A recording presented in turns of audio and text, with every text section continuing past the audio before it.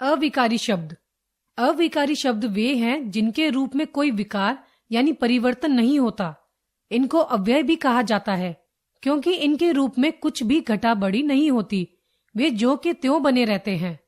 निम्नांकित चित्रों को देखिए, वाक्यों को पढ़िए और समझिए।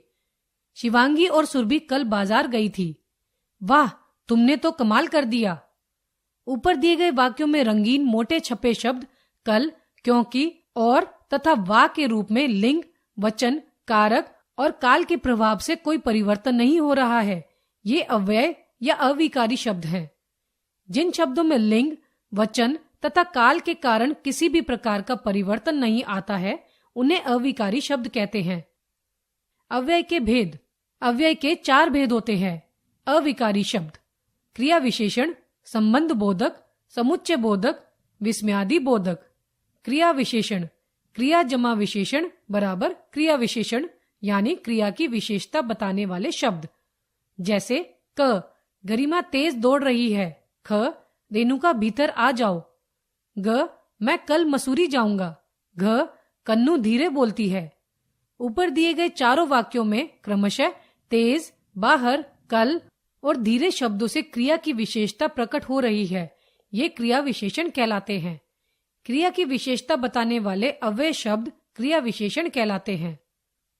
क्रिया विशेषण के भेद। क्रिया विशेषण के 4 भेद होते हैं। क्रिया विशेषण: कालवाचक, स्थानवाचक, परिमाणवाचक, रीतिवाचक। क, कालवाचक क्रिया विशेषण: जो क्रिया विशेषण शब्द कार्य के होने या कार्य करने के समय का बोध कराते हैं, वे कालवाचक क्रिया विशेषण कहलाते हैं। जैसे हम कल पिकनिक जाएंगे। चिंटू दिन भर खेलता है। अब, जब, कब, कभी, तभी, कई बार, घड़ी घड़ी, तुरंत, तत्काल, पहले, पीछे, पूर्व, पश्चात, लगातार, शीघ्र, कल, फिर, कभी आदि शब्द कालवाचक क्रिया विशेषण है। ख, स्थानवाचक क्रिया विशेषण: जो क्रिया विशेषण शब्द कार्य के होने या करने के स्थान का बोध कराते हैं, वे स्थानवाचक क्रिया विशेषण कहलाते हैं। जैसे चलो नीचे जाकर सो जाते हैं। महिमा उधर बैठी है।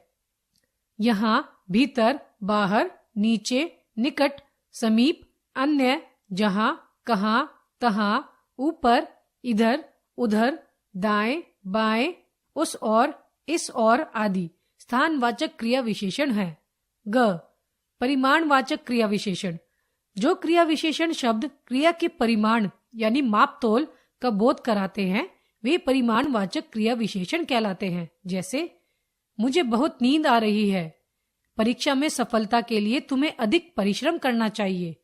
प्राय, कम, अधिक, थोड़ा, जितना, उतना, तनिक, जरा, अति, बहुत, अत्यंत, कुछ, पर्याप्त, बूंद बूंद, अल्प, केवल, लगभग आदि शब्द परिमाणवाचक क्रिया विशेषण है। घ, रीतिवाचक क्रिया विशेषण: जो क्रिया विशेषण शब्द कार्य होने या कार्य करने की रीति का बोध कराते हैं, वे रीतिवाचक क्रिया विशेषण कहलाते हैं। जैसे पिताजी धीरे धीरे चलते हैं। झटपट तैयार हो जाओ। एकाएक, ध्यानपूर्वक, अचानक, धड़ाधड़, झटपट, मन से, सहसा, सचमुच, अवश्य, कदाचित, कैसे, क्यों, सहसा, भी, मात्र आदि शब्द रीतिवाचक क्रिया विशेषण है। परिमाणवाचक विशेषण और परिमाणवाचक क्रिया विशेषण में अंतर। परिमाणवाचक विशेषण से किसी वस्तु की माप तौल का पता चलता है, जबकि परिमाणवाचक क्रिया विशेषण से क्रिया के परिमाण का बोध होता है। जैसे परिमाणवाचक विशेषण, परिमाणवाचक क्रिया विशेषण: 1, वार्षिक समारोह में काफी लोग आए थे। 1, हम काफी थक चुके, अब हमें विश्राम करना चाहिए। 2, मेरे पास पर्याप्त सामान है। 2, आज शिवम ने पर्याप्त पढ़ाई की है। संबंध बोधक: क, मेरा घर दूर पहाड़ी पर है। ख, मेरे साथ मत आओ। ग, स्कूल के बाहर कृष्णा खड़ी है। घ, शिक्षा के बिना जीवन व्यर्थ है। दिए गए वाक्यों में क्रमशः दूर, साथ, के बाहर और के बिना शब्द संज्ञा अथवा सर्वनाम शब्दों के साथ आकर उनका संबंध वाक्य के अन्य शब्दों के साथ स्पष्ट कर रहे हैं। ये शब्द संबंध बोधक अव्यय हैं। जो शब्द संज्ञा या सर्वनाम का संबंध वाक्य के अन्य शब्दों से जोड़ते हैं उन्हें संबंध बोधक अव्यय कहते हैं। हिंदी में मुख्यतः निम्नलिखित संबंध बोधक अव्यय प्रयोग में लाए जाते हैं। 1. तुलनावाचक, की अपेक्षा, के आगे, की आदि। 2. विरोधवाचक, के प्रतिकूल, के विरुद्ध, के खिलाफ, के विपरीत आदि। 3. समतावाचक, की तरह, के समान, के अनुरूप, के अनुसार, की भांति आदि। 4. विषयवाचक, भरोसे, विषय, बाबत आदि। 5. संग्रहवाचक, भर, पर्याप्त, तक, मात्र आदि। 6. संगवाचक, साथ, समेत, संग, सहित आदि। 7. हेतुवाचक, के लिए, के कारण, के हेतु, की खातिर आदि। 8. पृथकतावाचक, दूर, पहले, हटकर आदि। 9. कालवाचक, के आगे, के पीछे, के बाद, के उपरांत, के पश्चात आदि। 10. स्थानवाचक, के अंदर, के बाहर, के ऊपर, के भीतर, के नीचे, के सामने, के नजदीक, के मध्य आदि। 11. साधनवाचक, के द्वारा, के जरिए, के हाथ, के सहारे आदि। 12. दिशावाचक, के पास, के निकट, के समीप, की ओर, के सामने आदि। समुच्चय बोधक। क. प्रकाश और साइना बैडमिंटन खेल रहे हैं। ख. मुकेश गरीब है किंतु ईमानदार है। ऊपर दिए गए वाक्यों में और व किंतु शब्द दो शब्दों अथवा दो वाक्यों को मिला रहे हैं। ये समुच्चय बोधक शब्द हैं। इन्हें योजक भी कहा जाता है। जो शब्द दो या दो से अधिक शब्दों, वाक्यांशों या वाक्यों को जोड़ने का काम करते हैं उन्हें समुच्चय बोधक अव्यय कहते हैं। समुच्चय बोधक के भेद। समुच्चय बोधक के दो भेद होते हैं। क. समानाधिकरण समुच्चय बोधक। ख. व्यधिकरण समुच्चय बोधक। 1. समानाधिकरण समुच्चय बोधक। जो अव्यय शब्द उपवाक्यों अथवा समान स्थिति वाले शब्दों को जोड़ते हैं वे समानाधिकरण समुच्चय बोधक कहलाते हैं। इन्हें मुख्यतः 4 प्रकार से प्रयोग किया जा सकता है। क. परिमाण सूचक, जब संयोजक शब्द द्वारा संबंध वाक्य में किसी परिमाण का बोध होता हो तो वह परिमाण सूचक कहलाता है। जैसे वर्षा हो रही थी इसलिए मैं ऑफिस नहीं जा सका। ख. विरोध सूचक, जो अव्यय शब्द दो वाक्यों में विरोध को दर्शाते हैं वे विरोध सूचक कहलाते हैं। किंतु, परंतु, लेकिन, बल्कि, मगर, पर आदि विरोध सूचक शब्द हैं। जैसे राजीव बहुत अमीर है लेकिन कंजूस है। ग. संयोजक, जो अव्यय शब्द दो या दो से अधिक वाक्यांशों अथवा वाक्यों को जोड़ते हैं वे संयोजक कहलाते हैं। और, तथा, एवं, जो कि, अर्थात आदि संयोजक शब्द है। जैसे अंकुर और नवीन फिल्म देखने गए हैं। घ. विकल्प सूचक, जो अव्यय शब्द वाक्यों में विकल्प को दर्शाते हैं वे विकल्प सूचक कहलाते हैं। या, वरना, अथवा, चाहे, नहीं तो आदि विकल्प सूचक शब्द हैं। जैसे तुम्हारे विवाह में या तो मैं आऊंगा या गीता आएगी। 2. व्यधिकरण समुच्चय बोधक, जिन अव्यय शब्दों द्वारा एक प्रधान वाक्य में एक अथवा उससे अधिक आश्रित वाक्य जुड़ते हैं वे व्यधिकरण समुच्चय बोधक कहलाते हैं। जैसे यदि ट्रेन इसी रफ्तार से चलती रही तो निश्चय ही समय पर पहुंच जाएगी। ताकि, यदि, तो, मानो, कि, क्योंकि, तथापि आदि समुच्चय बोधकों को व्यधिकरण समुच्चय बोधकों की श्रेणी में रखा जाता है। व्यधिकरण समुच्चय बोधक मुख्य रूप से 4 प्रकार से प्रयोग किए जा सकते हैं।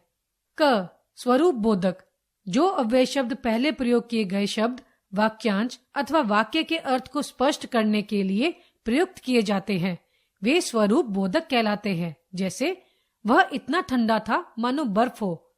यानी, अर्थात, यहाँ तक कि स्वरूप बोधक अव्यय शब्द हैं।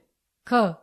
संकेत बोधक, जहाँ दो वाक्यों के आरंभ में योजक द्वारा अगले योजक का संकेत मिलता है वह संकेत बोधक कहलाता है। जैसे यदि तुम परिश्रम करोगे तो सफल हो जाओगे। यद्यपि वह निर्धन है तथापि ईमानदार है। यदि, तो, यद्यपि, तथापि संकेत बोधक अव्यय शब्द हैं। ये अव्यय शब्द प्राय जोड़ों में आते हैं। ग. हेतु बोधक, जिस अव्यय शब्द से वाक्य में कार्य कारण का बोध होता है वह हेतु बोधक कहलाता है। जैसे चूंकि वह गरीब है इसलिए तुम उसका अपमान कर रहे हो। इसलिए, क्योंकि, इस कारण हेतु बोधक अव्यय शब्द हैं। घ उद्देश्य बोधक, जिस अव्यय शब्द से कार्य करने के उद्देश्य का बोध होता हो वह उद्देश्य बोधक कहलाता है। जैसे जल्दी चलो ताकि समय से डाकघर पहुंच सके। ताकि, जिससे कि उद्देश्य बोधक अव्यय शब्द है। विस्मयादि बोधक। क वाह क्या घर है। ख शाबाश तुमने परीक्षा पास कर ली। ग आहा कितना सुंदर दृश्य है। घ अरे पिताजी को क्या हो गया। ऊपर दिए गए वाक्यों में वाह, शाबाश, आहा और अरे शब्द विस्मय भाव को प्रकट कर रहे हैं। ये विस्मयादि बोधक शब्द हैं। जो अव्यय शब्द हर्ष, शोक, आश्चर्य, क्रोध, घृणा, विस्मय, दुख आदि मनोभावों को प्रकट करते हैं उन्हें विस्मयादि बोधक कहते हैं। विस्मयादि बोधक भाव 8 प्रकार के होते हैं। 1. आशीर्वाद बोधक, दीर्घायु हो, चिरंजीवी हो, जीते रहो आदि। 2. संबंध बोधक, अरे क्या, सच, ओह आदि। 3. भय बोधक, बाप रे बाप आदि। 4. स्वीकार बोधक, जी हाँ, ठीक, हाँ, अच्छा, बहुत अच्छा आदि। 5. हर्ष बोधक, वाह वाह, धन्य, आहा आदि। 6. शोक बोधक, हाय, आह, उफ, हाय, हे राम, हा, अरे रे आदि। 7. विस्मयादि बोधक, हे, क्या, वाह, ओहो आदि। 8. घृणा बोधक, छी, धत, तिक, छी आदि। अब तक हमने सीखा जिन शब्दों पर लिंग, वचन, कारक, काल आदि का कोई प्रभाव नहीं पड़ता ऐसे शब्द अव्यय या अविकारी शब्द कहलाते हैं। अव्यय 4 प्रकार के होते हैं। 1. क्रिया विशेषण, 2. संबंध बोधक, 3. समुच्चय बोधक, 4. विस्मयादि बोधक। क्रिया की विशेषता बताने वाले शब्द क्रिया विशेषण कहलाते हैं। क्रिया विशेषण 4 प्रकार के होते हैं। 1. कालवाचक, 2. स्थानवाचक, 3. परिमाणवाचक, 4. रीतिवाचक। संज्ञा अथवा सर्वनाम शब्द का संबंध वाक्य के अन्य शब्दों से कराने वाले शब्द संबंध बोधक कहलाते हैं। 2 शब्दों, वाक्यांशों अथवा वाक्यों को जोड़ने वाले शब्द समुच्चय बोधक कहलाते हैं। समुच्चय बोधक के 2 भेद होते हैं। 1. समानाधिकरण समुच्चय बोधक, 2. व्यधिकरण समुच्चय बोधक। हर्ष, भय, आश्चर्य, घृणा, शोक, उल्लास आदि भावों का बोध कराने वाले शब्द विस्मयादि बोधक